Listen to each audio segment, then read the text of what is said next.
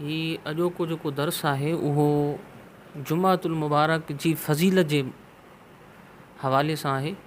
त जुमातुल मुबारक केॾी वॾी फ़ज़ीलत वारो ॾींहुं आहे, जंहिं तरफ़ लाइल्मी जे करे मुसलमाननि जो तवजो ई न आहे। उहे ख़रीद फ़रोख्त में, दुकानदारी में, मालदारी में लॻा पिया आहिनि।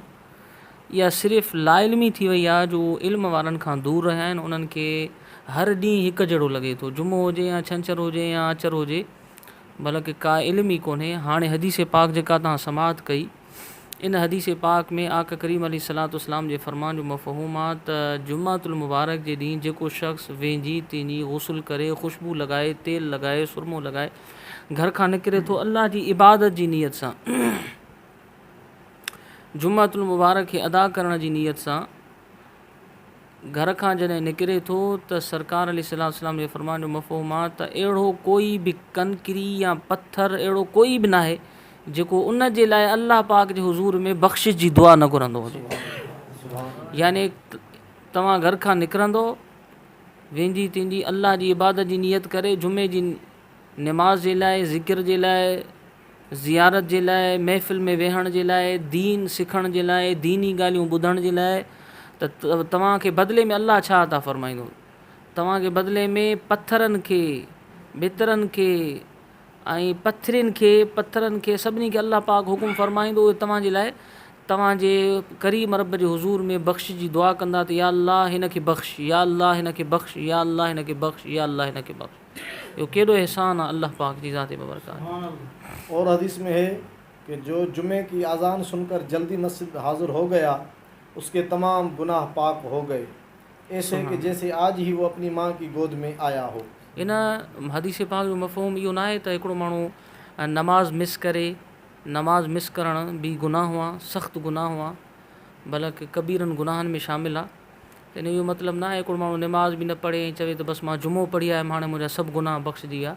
हे छोटा गुनाह, सग़ीरा जेके गुनाह हूंदा आहिनि, हे उन जे तरफ़ इशारो आहे। ऐं जेके निमाज़ी खां बि थी वेंदा आहिनि सग़ीरा गुनाह, छोटियूं मोटियूं ॻाल्हि, फुज़ूल ॻाल्हाइणु, किथे ईअं कचहरी में गपशप करणु, हे हो इंसान आहे, ख़ता जो पुतलो आहे, उन खां थी वेंदी आहे। त अहिड़े तरीक़े सां जुमातुल मुबारक जे ॾींहुं अल्लाह ताला अहिड़नि तमामु निमाज़ी मोमिन जा तमामु सग़ीरा गुनाह पंहिंजे फ़ज़ुल, पंहिंजे करम सां जुमातुल मुबारक के ॾींहुं बख़्शे माफ़ फरमाए थो। इसी तरह तीसरी हदीस में है कि हर जुमे को एक हज और एक उम्रा होता है। हज यानी दोपहर की गर्मी में जुमे की तरफ जाना, और उम्रा जुमे के बाद असर नमाज का इंतज़ार करना है। इन हदीस पाक मां मालूम थियो त आका करीम अलैहिस्सलाम फरमायो हर जुमे ते हिकु हज, हिकु उम्रो थींदो आहे। उन जे लाइ जेको नेक बानो अल्लाह ताला जो निमाज़ी आहे, छाजे करे सख़्तु गर्मीअ में उहो घरां निकिरे थो, जुमो अदा करे थो। बाक़ी फ़ज़ीलतूं पंहिंजी जॻह ते, वक़्तनि फ़वक़्तनि मुख़्तलिफ़ मक़ामनि ते सरकार मुख़्तलिफ़ फ़ज़ीलत बयानु कई आहे। सरकार अलैहिस्सलाम फरमायो अल्लाह ताला उन खे हिकु हज जो सवाबु अता फ़रमाए थो। ऐं वरी जुमो पढ़ी वरी टे पहरी निमाज़ जो इंतज़ारु करे थो, मूंखे टे पहरी बि अदा करणी आहे। अहिड़े तरीक़े सां टे पहरी जो सिर्फ़ु इंतज़ारु कई, जुमो पढ़ी, गोया कि अल्लाह ताला उनखे उन इंतज़ार जे बदिले में हिकु उमिरे जो सवाबु अता फ़रमाए। और चौथी हदीस में है कि नबी करीम सल्लल्लाहु अलैहि वसल्लम ने फरमाया, जुमे के दिन फरिश्ते मस्जिद के दरवाज़े पर खड़े होकर दाखिल होने वालों को गिनते हैं और उनसे मुसाफ़िहा करते हैं और उनके लिए इस्तग़फ़ार करते हैं। और पाँचवीं हदीस में है कि जब जुम्मे का दिन होता है तो फरिश्ते मस्जिदों के दरवाज़ों पर खड़े हो जाते हैं, जो पहले आते हैं उनके नाम लिख लेते हैं। पहली सात में यानी नमाज जुम्मा पढ़ने के लिए मस्जिद में जो आए, गोया उसने ऊँट की कुर्बानी दी, और जो दूसरी सात में आए उसने गाय की कुर्बानी दी, और जो तीसरी सात में आया उसने सींग वाले मेंढे या दुम्बे की कुर्बानी दी, और जो चौथी सात में आया उसने मुर्गी नेक काम में खर्च की, और जो पाँचवीं सात में आया गोया उसने अंडा नेक काम में खर्च किया। फिर जब इमाम खुतबा जुम्मतुल मुबारक को निकले तो फरिश्ते अपना दफ्तर लपेट लेते हैं और ज़िक्र यानी खुतबा सुनने के लिए हाज़िर हो जाते हैं, और जो उसके बाद आए उनको कोई इजाफ़ी अजर नहीं मिलता। और हदीस नंबर 6 में है कि जब जुम्मे का दिन होता है तो फरिश्ते अपने हाथों में चांदी के नामे और सोने के कलम लेकर जामे मस्जिद के दरवाजे पर बैठ जाते हैं और अव्वल और दोम आने वालों को तरतीब वार लिख लेते हैं। हीअ जुम्मतुल मुबारक जे बारे में फ़ज़ीलत जेका अल्लाह पाक जो शुक्र कयो जो रब करीम तव्हांखे जुमो नसीब कयो आहे जो जुमे जे ॾींहुं तव्हां गुस्ल कयो था, वेंझो था, लिबास पायो था, दस्तार ॿधो था, वज़ू करे तयारी करे तव्हां अल्लाह जे घर में अचो था। वरी माण्हू ईअं इकी दुकी नमाज़ इकी दुकी इन जे लाइ चवां थो उन्हनि जे नज़दीक नमाज़ इकी दुकी न हूंदी आहे, मतिलबु माण्हुनि जा तक़रीबन किरदार ऐं करतूत ईअं आहिनि जो लापरवाही सां हिकु बरकातूं नमाज़ सो बि दुनिया जे ख़्यालनि ऐं विसविसनि सां भरे ऐं ईअं ई आकड़ करे अचनि था, आकड़ करे हलिया था वञनि। फ़क़ति इहो नुक़सानु इन जे करे उन्हनि खे थी रहियो आहे जो उहे हीअं तव्हां वांगुरु वेही महफ़िलनि में गोॾा भञी तॾे ते वेही अल्लाह ऐं उन जे रसूल सल्लल्लाहु अलैहि वसल्लम जो दीन न सिखिया आहिनि। इन जे करे उन नुक़सान जो हिकिड़ो वबाल मथे ते खयो आहे ऐं इहो नुक़सानु इन्हनि खे क़यामत जे ॾींहुं ख़बर पवंदो त इहो केतिरो दुनिया में नुक़सानु आहे।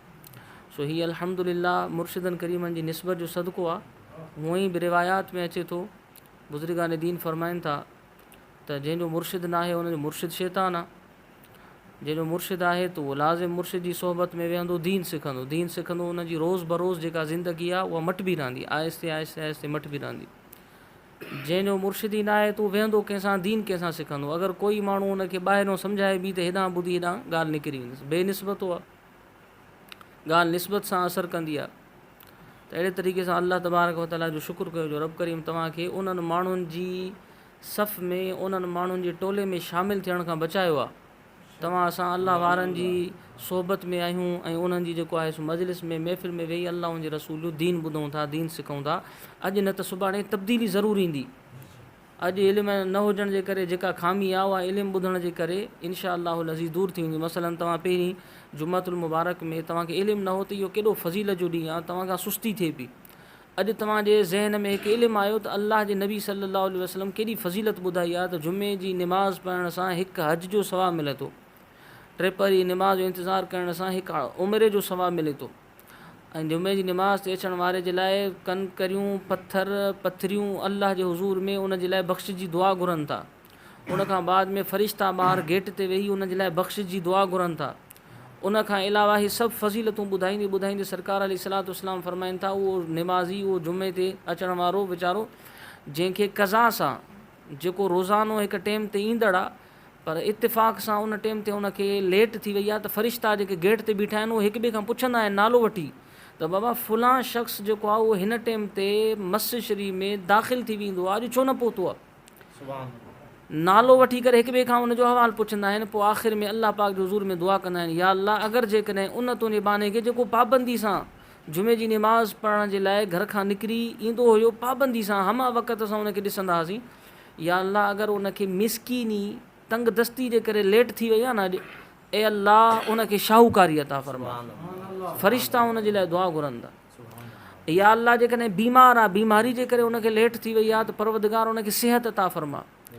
पर वरी फ़रिश्ता दुआ घुरनि था त या अल्लाह जेकॾहिं हू दुनिया जे खेल कूद में मशगूल थी वियो आहे ऐं ग़फ़लत में सुक थी वियो आहे त या अल्लाह उनजे क़ल्ब खे पंहिंजे तरफ़ मोड़, उनखे पंहिंजे तरफ़ मुतवजह फ़रमा। यादि रखो त अल्लाह रब्बुल आलमीन जी ज़ात बबरकात फ़रिश्तनि जी दुआउनि खे ज़रूरु क़बूलु फ़रमाईंदो। ऐं जिथे तव्हां कमज़ोर थींदा उते फ़रिश्तनि जी दुआउनि जी बरकत सां तव्हांखे अल्लाह ताला शैतान जे चंबे खां बचाईंदो। इहे सभु तव्हांजे लाइ ऑप्शन आहिनि तव्हांजी बख़्शिश जा। आका करीम अलैहिस्सलातु वस्सलाम जे सदक़े तव्हांखे असांखे नसीब थिया आहिनि। इन जे लाइ आईंदा जुम्मतुल मुबारक ते बाक़ाइदे तयारु थी ईंदा कयो। सरकार अलैहिस्सलातु वस्सलाम जी सुन्नत मुताबिक़ इस्लामी लिबास पायो, सुरमो पायो, तेल लॻायो, ख़ुशबू लॻायो, सुठो लिबास पायो, वज़ू कयो, गुस्ल करणु वाजिब बि आहे। उनखां बाद में अल्लाह ताला तव्हांखे तौफ़ीक़ जे दस्तार ॿधो। दस्तार ॿधणु आका करीम अलैहिस्सलातु वस्सलाम जो प्यारो अमल आहे। हिकु हिकु वकड़ जे बदिले में क़यामत जे ॾींहुं अल्लाह ताला उनखे हिकु हिकु नूर अता फ़रमाईंदो। ऐं दस्तार में अल्लाह ताला इज़त बि रखी आहे। दस्तार पाइण वारे जे मथां फ़रिश्ता दुरूद मोकिलींदा आहिनि। इहे सभु फ़ज़ीलतूं दस्तार अल्लाह ताला तव्हांखे तौफ़ीक़ ॾिए त दस्तार बि ॿधो। आका करीम अलैहिस्सलातु वस्सलाम जे दीन ते अमल कयो। इंशा अल्लाहुल अज़ीज़ दुनिया ऐं आख़िरत में अल्लाह ताला तव्हांखे कामयाबी ऐं कामरानी नसीब फ़रमाईंदो। हीअ कोशिश ही वेहण उन जी रज़ा जे ख़ातिर आहे, अल्लाह ताला क़बूलु फ़रमाईंदो। मौत खां बाद में अल्लाह ताला पंहिंजे प्यारे महबूब अलैहिस्सलातु वस्सलाम जी महफ़िल में ऐं उन जे हुज़ूर में असांखे शामिलु फ़रमाईंदो।